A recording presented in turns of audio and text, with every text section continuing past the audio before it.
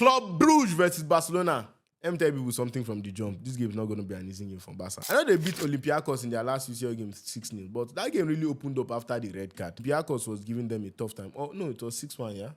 I know Olympiacos scored a goal, something like that. But then, let me tell you something, my brother. Club Brugge have lost their last 2 games in the Champions League, yeah? That is there. But one thing I've seen from Barca and I saw in their last game is, although they won 3-1, we know that they struggled. But the situations with the won in were still very good situations, considering, I mean, like, what they are missing.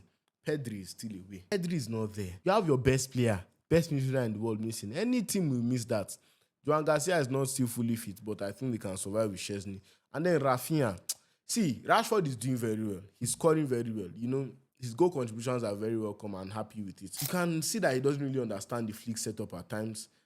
His pressing is still not there to the extent that somebody like Rafinha will give you. And then lastly, the positions he takes is not the same thing with which somebody like Rafinha will take. So Lamine Yamal finding windows is outside the boot crosses or even general in swingers. It's not as easy as for Barcelona. So I don't think it will be an easy game, honestly. They are away from home, first of all, in the Champions League game. And Club Brugge will be looking to play on the counter-attack. That highline, that is their #1 tactic to exploit it. And every team has shown that Barcelona's highline is exploitable. Rafa Mir on the weekend versus Elche wanted to finish Barcelona, exploiting that highline. If not that he didn't score a second goal, that game could have been 2-2 at one point. So it is shown that, yes, you can still beat this highline very, very comfortably. So the Barcelona players need to be on their A game and then has the flick. In moments of like you're going to halftime or the game is about to end, don't be pushing this highline too much.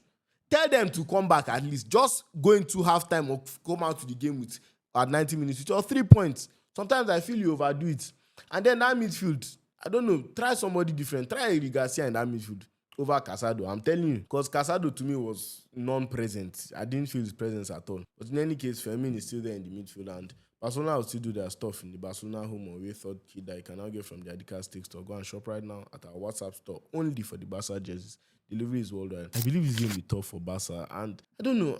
I just have a feeling that an upset might happen in this game. But Club Brugge, they have lost their last 2 Champions League games. I give Barca a 2-1 win, but I will not be surprised if they lose this game or they draw, because I just feel like Club Brugge have the tools to hurt them. And if Barca is not very careful and, you know, take their chances well, because apart from their highline being exploited, their finishing was poor too in the last game versus Elche. I think that a massive upset might happen and it will genuinely shock people to their core.